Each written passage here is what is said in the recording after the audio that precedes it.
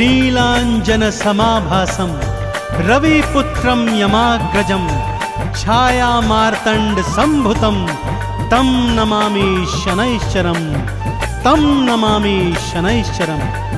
बोलिए शनिदेव भगवान की। भक्तजनों, नवग्रहों में सर्वश्रेष्ठ शनिदेव भगवान अत्यंत शक्तिशाली हैं। इनकी अनन्य भक्ति करने वाला सदैव सुख, वैभव, धन संपत्ति प्राप्त करता है। परंतु न जाने क्यों इनकी साढ़े साती से मनुष्य ही क्या देवता गण भी भयभीत हो जाते हैं। जबकि शनिदेव तो न्यायाधीश होने के कारण केवल अपने संचित कर्मों का न्याय करते हैं। इनकी शक्तियों की गाथाएं वेद पुराणों में वर्णित हैं, परंतु इनको दीनहीन और शक्तिहीन समझने की भूल का क्या परिणाम होता है, राजा विक्रमादित्य को क्या क्या भोगना पड़ा, आइए इस कथा के माध्यम से सुनाता हूँ।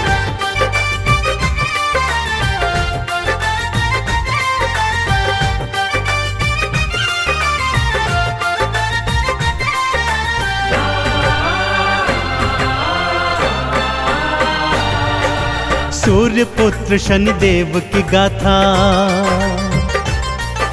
सूर्य पुत्र शनिदेव की गाथा भक्तों बड़ी महान है। भवसागर से पार हुआ वो जिसने किया गुणगान है, जिसने किया गुणगान है। सूर्य पुत्र शनिदेव की गाथा भक्तों बड़ी महान है। भवसागर से पार हुआ वो जिसने किया गुणगान है, जिसने किया गुणगान है। सूर्य पुत्र शनिदेव की गाथा।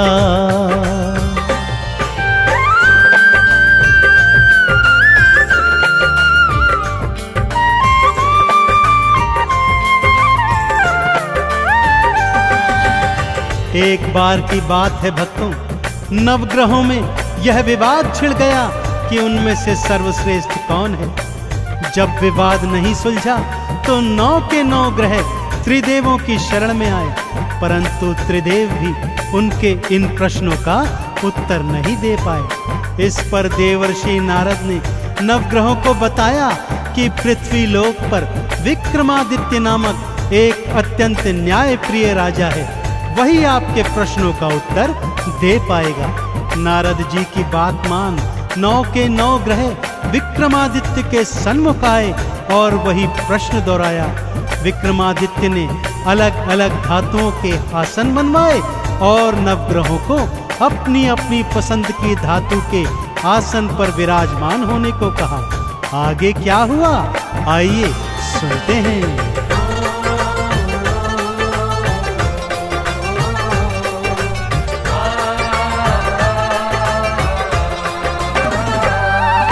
सूर्य देव सोने पर बैठे और चंद्रमा चांदी पर। बुध ने पन्ना मंगल मूंगा, राहु केतु गोमेद पर। शनि देव को लोहे की धातु तो बहुत सुहाती है। लोहे के सिंहासन उनकी दृष्टि तो पड़ जाती है। लोहे के सिंहासन बैठे, लोहे के सिंहासन बैठे शनि देव भगवान है। भवसागर से पार हुआ वो जिसने किया गुणगान है, जिसने किया गुणगान है। सूर्य पुत्र शनिदेव की गाथा भक्तों बड़ी महान है। भवसागर से पार हुआ वो जिसने किया गुणगान है, जिसने किया गुणगान है। सूर्य पुत्र शनिदेव की गाथा।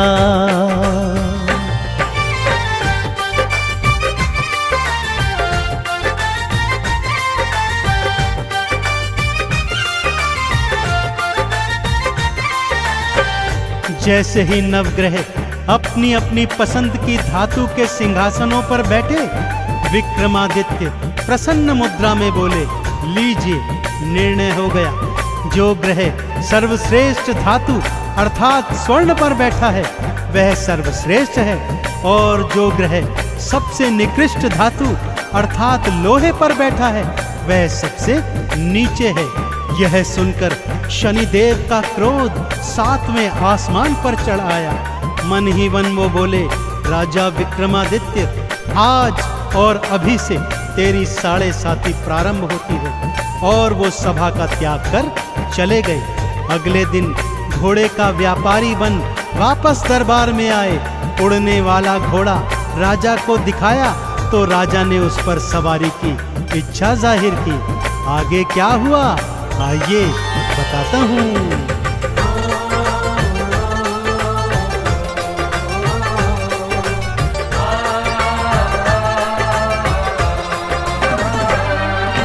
घोड़े पर ज्यों एड़ लगाई, पवन वेग से उड़ने लगा। और घने जंगल में राजा विक्रम को वो फेंक गया। चोर लुटेरों ने राजा के गहने कपड़े लूट लिए। भूख प्यास से बेदम राजा नगर नगर फिर घूम लिए। एक सेठ ने जब देखा तो, हाँ, एक सेठ ने जब देखा तो लगा भला इंसान है। भवसागर से पार हुआ वो जिसने किया गुणगान है, जिसने किया गुणगान है। सूर्य पुत्र शनिदेव की गाथा भक्तों बड़ी महान है। भवसागर से पार हुआ वो जिसने किया गुणगान है, जिसने किया गुणगान है। सूर्य पुत्र शनिदेव की गाथा।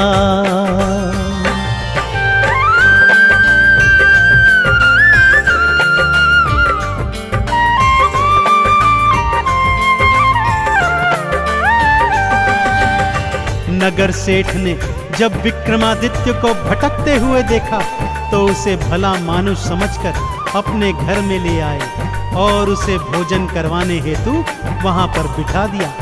इधर सेठानी अपना 9 लखा हार खूंटी पर टांग कर चली गई थी। शनिदेव की माया प्रारंभ हो गई थी भक्तों। जैसे जैसे विक्रम खाना खाता जाता वो खूंटी हार को निगलती जाती। जब सेठ सेठानी ने अपना 9 लखा हार नहीं पाया तो उसे राजा के हाथों पकड़वा दिया। राजा ने भी उसे चोर जानकर उसके हाथ पैर तुड़वाए और जंगल में फेंकवा दिया। अब विक्रमादित्य को बोध हो गया कि उसने शनिदेव को छोटा बताकर बहुत बड़ी भूल की है। दया के मारे एक तेली उसे अपने घर में ले आया और उससे अपना कोलू हाँकवाने लगा। विक्रमादित्य कोलू हाँकते जाते और शनिदेव की स्तुति राग दीपक में गाते जाते।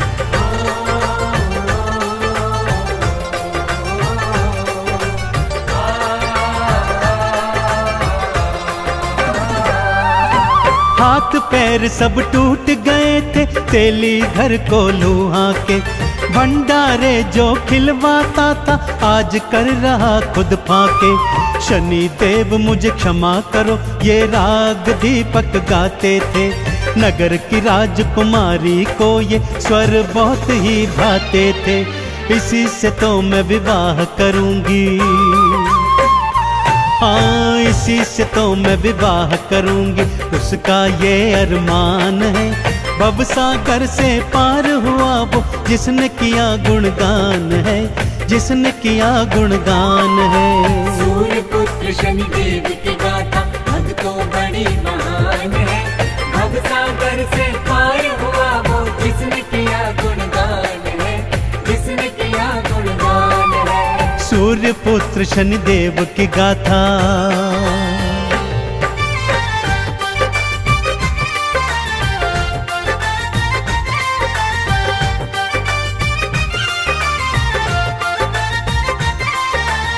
नगर की राजकुमारी को विक्रमादित्य की आवाज इतनी अच्छी लगी कि उसे बिना देखे ही उसने उससे विवाह करने की ठान ली। परंतु विवाह के दिन जब राजा ने बिना हाथ पैर वाले वर को देखा तो राजा ने विवाह को मना कर दिया। इधर विक्रम ने सच्चे हृदय से एक बार फिर शनिदेव की आराधना की तो शनिदेव ने उस पर से अपनी वक्र दृष्टि हटा ली और 7.5 भी समाप्त कर दी। जो ही शनिदेव की शुभ दृष्टि पड़ी विक्रम को पहले जैसा सुंदर स्वरूप मिल गया। खोया हुआ राज्य वापस मिल गया। बस अब क्या था, नगर के राजा ने अपनी पुत्री का विवाह विक्रमादित्य के साथ बड़ी धूमधाम से किया और ढेरों उपहार देकर उन दोनों को विदा कर दिया। राजा विक्रमादित्य रानी सहित अपनी राजधानी लौट आए।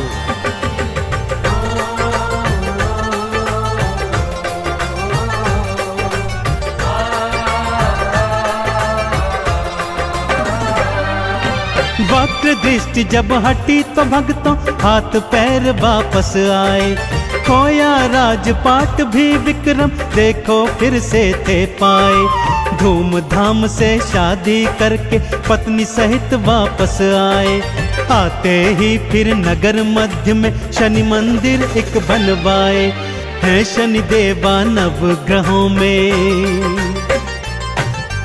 है शनि देवा नवग्रहों में भक्तों सबसे महान है। भवसागर से पार हुआ वो जिसने किया गुणगान है, जिसने किया गुणगान है। सूर्य पुत्र शनि देव की गाथा भक्तों बड़ी महान है। भवसागर से पार हुआ वो जिसने किया गुणगान है, जिसने किया गुणगान है। सूर्य पुत्र शनि देव की गाथा।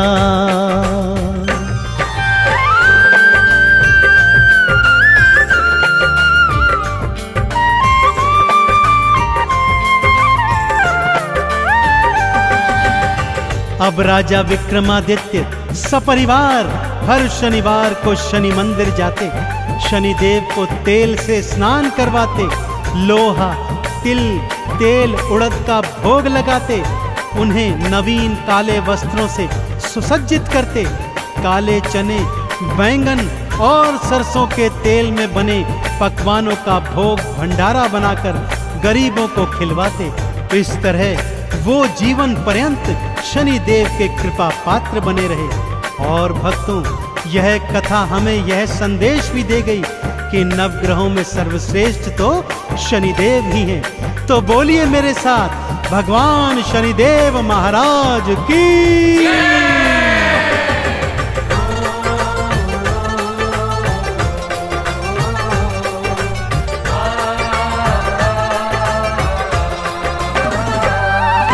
लोहा तिल और तेल उड़द भी शनि देव को भाते हैं। हर शनिवार जो शनि देव को ये अर्पित कर जाते हैं। चंदन तिलक लगा के शनि की आरती 40 गाते हैं। शनि देव के 12 नामों को मन से जो ध्याते हैं, शनि देव की कृपा पाते, शनि देव की कृपा पाते करे शनि कल्याण है। भवसागर से पार हुआ वो जिसने किया गुणगान है, जिसने किया गुणगान है। सूर्य पुत्र शनि देव की गाथा भक्तों बड़ी महान है। भवसागर से पार हुआ वो जिसने किया गुणगान है, जिसने किया गुणगान है। सूर्य पुत्र शनि देव की गाथा।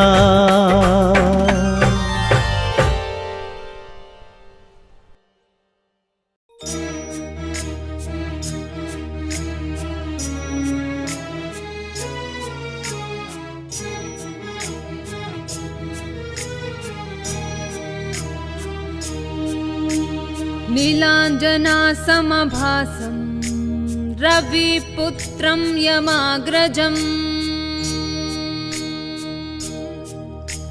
छायामार्तण्डसम्भूतं तं नमामि शनेश्वरम्।